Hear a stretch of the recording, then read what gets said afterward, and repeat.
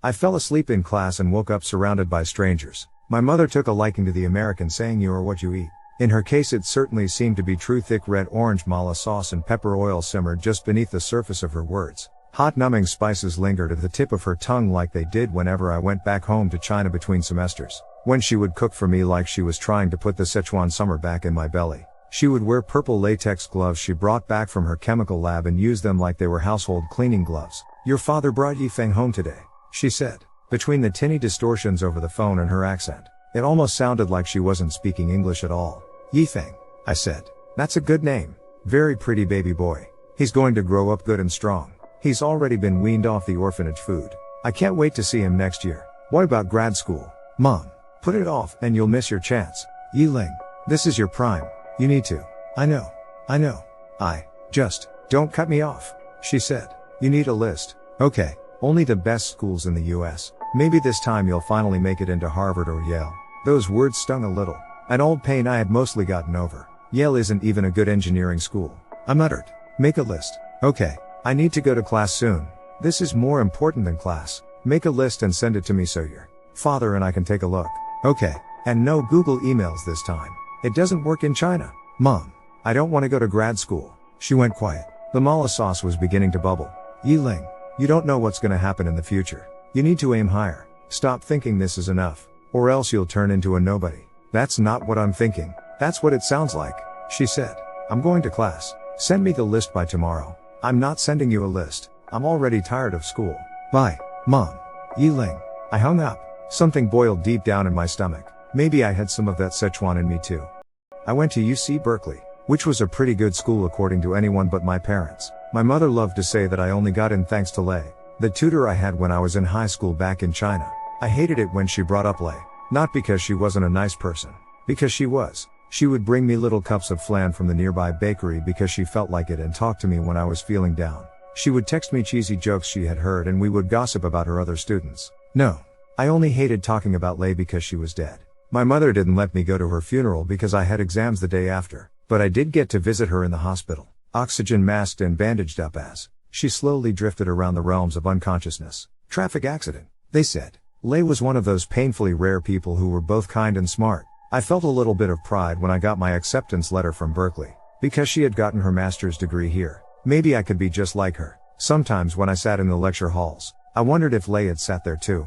Unfortunately, I found most of my classes exceptionally boring. This Wednesday afternoon lecture was especially bad. It didn't help that I had eaten lunch just before walking into the lecture hall, or that I had stayed up late the night before playing video games. As I sat in my creaky plastic chair, I felt myself slowly drifting off as the robotically monotone Professor Lancaster droned on. My pencil dawdled between the lines on my notebook. The equations were a foreign script. I tried to entertain myself by watching the girl in the front row fix her rainbow-colored hair. But my vision blurred in and out of focus as I tried to keep my head straight and my eyes open.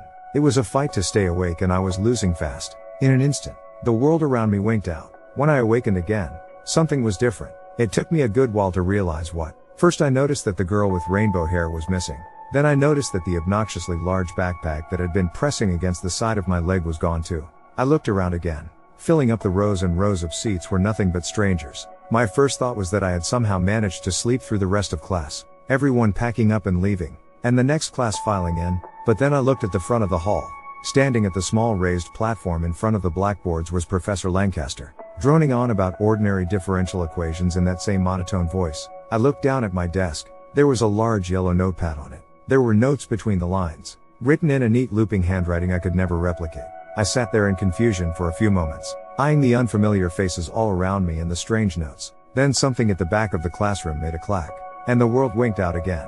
There was a stinging at the back of my throat. I blinked and looked around. I was still in the lecture hall. Everyone was in motion around me, slamming their folding desks back into the armrests of the chairs and packing their backpacks. At the front of the classroom, the girl with rainbow hair bounced to her feet and skipped up the stairs to join the entourage out the exit. "Missed you," I yelped. Standing by my seat was Professor Lancaster. "Why yes. Hi. I wasn't sure if you heard me the first time. I would like to see you at my office." "What?" I fidgeted in my seat. Is it because I fell asleep?"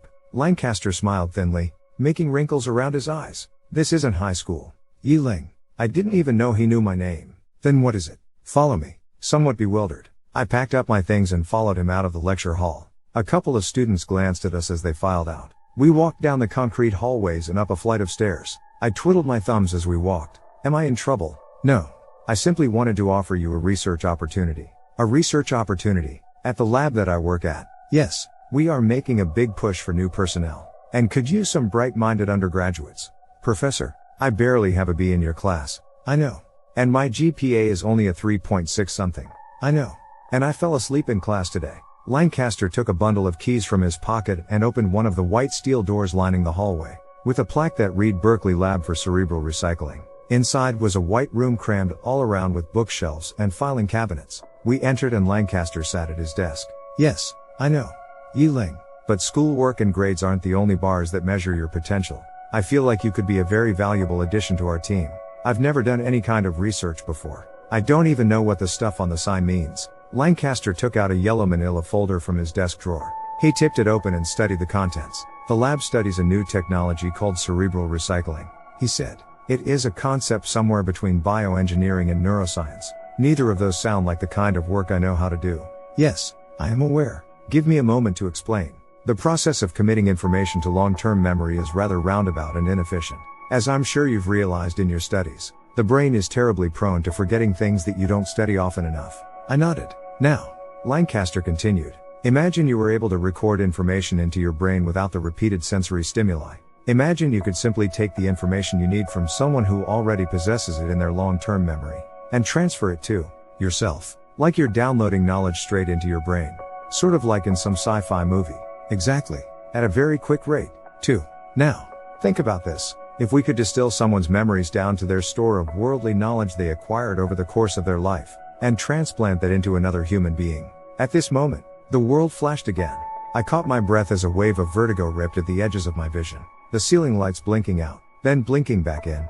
The bookshelves behind Lancaster were much sparser. The folders not as full. The back of my tongue tasted like Szechuan pepper. Then the lights blinked out again. Then back in. The bookshelves were back to normal. Their intellect could live on, even after they died. I glanced around the room, and then at Lancaster. He didn't seem to notice the flashing. Going back to your comment about science fiction, he continued, oblivious. Cerebral recycling is more than just imagination and theory. It has been tested and verified. And this is part of the reason why I think you would be a valuable addition to my lab. Ever since your parents first contacted me, I frowned. My parents? Yes. At the beginning of the semester, this technology was first conceptualized by your mother. My mom works at a chemical lab. She makes liquid soaps. Ah, Lancaster said. So you don't know yet. It's understandable. Your tutor, Lei. How do you know about Lei? She was my student 6 years ago. And she was also one of the first test subjects for cerebral recycling.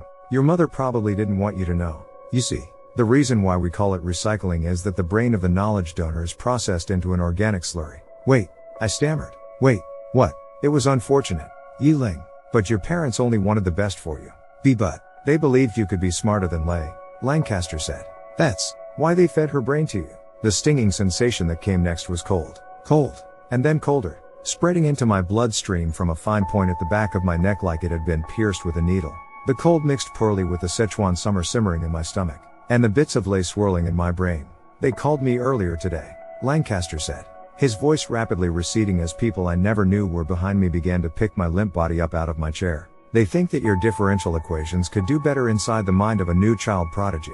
I came to in a cold, dark concrete world. I could sense the tons of rock above my head and smell the old stale air. I was deep underground. My joints were stiff, like I had been out for a long time. I tried to take one step, collapsed to my knees, and vomited.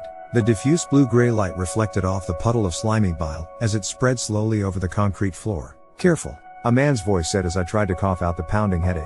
Your brain's loosened up. Sudden movement will disorient your sensory perception. I whipped my head around, sending the world spinning wildly around me. Through the swirling gray fuzz, Professor Lancaster slowly came into focus. What are you doing? I choked out. Where am I? Don't worry, he said, buttoning his lab coat. You're closer to home here. The US government is awfully stingy about scientific research, so we transport the bulk of our testing resources to the lab in China. Why you? My voice echoed tenfold in my head. Everything was dizzying. Footsteps approached. I couldn't tell how many there were. Anywhere from 1 to 100. Is it ready? A new voice said. I panted. My palms were slick with sweat. I raised my head slowly. Slowly. I thought I was prepared for the worst, but I wasn't. My heart twisted. Yi Ling. My father said. We need you to stay calm and move slowly. My mother nodded. There was too little light to see if there were tears in her eyes. What's going on? I thought Professor Lancaster gave you the details. I swallowed, nearly choking on the sickly sweet film coating the inside of my mouth. Lancaster's words rushed back. What did you do to Lei? You could have used her knowledge. Yiling, my mother said. You had the exams. You said she died in an accident. You were a child. I couldn't tell you. You killed her. Something made an ear-splitting clang in the darkness, and a stark blue light flooded the basement lab. When the burning spots cleared from my eyes, I was staring into a glowing glass chamber. A cubicle with shining metal edges and blinking buttons on the outside. At its center was a single chair. The world blinked out and in. I found myself staring into the glass chamber with fewer lights and fewer screens. But it was the same glass chamber. Reflected in the glass was Lei's face, teary-eyed and slack with fear. And behind it, my parents and Professor Lancaster. A tail end of a voice echoed in the deep dark reaches of the lab. Lei's voice pleading for mercy. Then the world blinked again and I was back to being Yiling, holding on to the shredded memories of a life stolen away. I braced my hands on the glass to steady myself and looked back at my parents. Warm tears trickled down my cheeks. Is this because I couldn't get into Harvard or Yale? No, my mother said. It's only because we want the best for you. I want to live. I whimpered. What you want and what you need are often different. Yiling.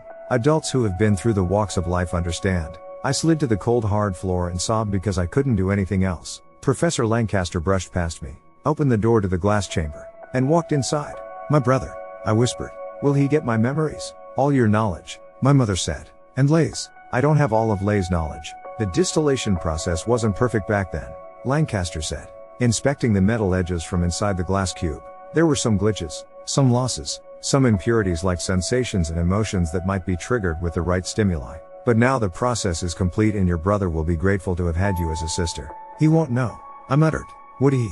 Maybe when he grows up he will, my mother said. Lancaster motioned for my parents to join him. I stared after them as they entered the glass chamber and walked over to the corner where Lancaster was pointing. Some oxidation on these welds, he said. You think this might introduce trace chemicals into the formula? No, my mother replied. Not nearly enough to affect its performance. The world blinked and I was Lei again. Lancaster was standing right behind me. I kicked and screamed as he half-carried, half-dragged me into the glass chamber and strapped me into the chair with thick leather belts. He then fastened a bulky rubber vessel around my neck and stuck the plastic tube coming out of it into my nose. Now stay still, he said. This will only hurt for a second. I watched through silent tears as Lancaster exited the chamber, closing the door behind him. We're ready, he said, his voice muffled through the glass. My parents nodded, peering into the chamber at me. This is for our daughter, my father said. Thank you. My mother walked over to a rectangular device with blinking lights and pressed a series of buttons. The glass box filled with a shrill hum, growing louder and louder until it was finally unbearable. I twisted in my bonds and screamed almost as loud as everything around me. My bones trembled under my skin and my eyes felt like they were going to explode. As I began to feel my brain slowly churn inside my skull, I found myself holding on tightly to two memories, holding them closer than ever before. Like I said before, Lei was incredibly rare in that she was both kind and smart. The first memory was of us laughing together, eating flan out of little cups and making fun of her Saturday student. The second was a series of 4 numbers, assuming the buttons were arranged in a standard numpad and assuming the last button was to confirm activation of the glass chamber, based on the motion of her hand. The code my mother had typed in had to be 0617, 0617 for June 17th, the birthday of her beloved daughter. The world blinked out and back in. I was Yiling, curled up by the glass chamber as my parents and Lancaster walked around inside. I shoved myself to my feet and, fighting my vertigo, threw my body against the door, slamming it shut. I heard muffled shouts of alarm. My fingers fumbled at the numpad. The little rubbery buttons first felt like jello, and then like needles. If there was anything happening inside the chamber, I couldn't hear it anymore. My vision blurred until all I could see was the buttons. 0617 enter. A soft whine filled the air. I collapsed, retching my guts out and waiting for hands to grab me and throw me into the horrific screeching in the glass chamber that Lei had heard. Nobody came. When my vision returned, I slowly turned my head to the inside of the glass chamber, crumpled up on the floor and against the door, hands outstretched and mouths open wide, were 3 figures, twisted and frozen in place. A pool of thick sludge was forming under their bodies. I watched for what felt like hours. My vertigo slowly receded to the point where I could see that their skin was rippling. Violent standing waves stretching their pale cheeks and eyelids. The sludge was pouring out of their nostrils. I watched the little chunks slide out each time their skin trembled. First it was pink and gray, and then it was smooth sticky red. Numbly, I pulled myself to my feet and entered the code into the numpad again. The screen I never realized was there lit up. Disengage. I pressed enter. Slowly, the whining noise began to fade. I thought for a long time about whether I wanted to tell this story. In the end, my parents were right. Adults who have been through the walks of life do understand more than immature kids. When it came down to it, family mattered more than anything else. It was one of the most important duties of a parent to ensure that her child could live the best life he could. On the way, there were always sacrifices. Unimaginable sacrifices. But parental love always prevailed. I know all this because I now have the collective wisdom of 3 very intelligent, very accomplished adults within me now. I ate them. My mother was right to put Lay's brain slurry in dishes soaked in rich spices and Szechuan pepper, because they didn't taste very good off the floor. But once I started, it was hard to stop. I could feel every bit of it nourishing my mind, little by little, filling it up like a helium balloon. Even with the knowledge of 4 people, I have a hard time puzzling out why I did it. Maybe the drug Lancaster's lab workers injected in me hadn't quite worn off yet. Or maybe it was the trauma that numbed my ability to make decisions like Mala numb the tongue. The most plausible theory for me, though, is that I was simply curious. You see, curiosity is what has historically driven the greatest human advancements. Only when one is brave enough to inquire and take risks does one discover. Curiosity is what makes humans tick. It's what makes us feel alive, and it's also what kills us from time to time. Like in the case of my parents and Lancaster. They were embodiments of this great human quest for knowledge. The small daring steps to learn about this vast universe around us and its endless possibilities. It would be disrespectful of me to let their life's work go to waste. I intend to continue it. Link. Well, that was a twist I never expected. Maybe Lay's kindness didn't sink into you. Or are you now a cannibal from your own decisions? If so, she was unknowingly forced to become a cannibal years ago. In hindsight, your mother's liking of the saying "you are what you eat" is pretty damn revolting. But congrats OP. Maybe now you'll get into Harvard or Yale. Oh goodness. Well, either you didn't inherit Lay's kind heart, or it's being suppressed by Ma and Pa neurotic jerk and Professor Dillhole.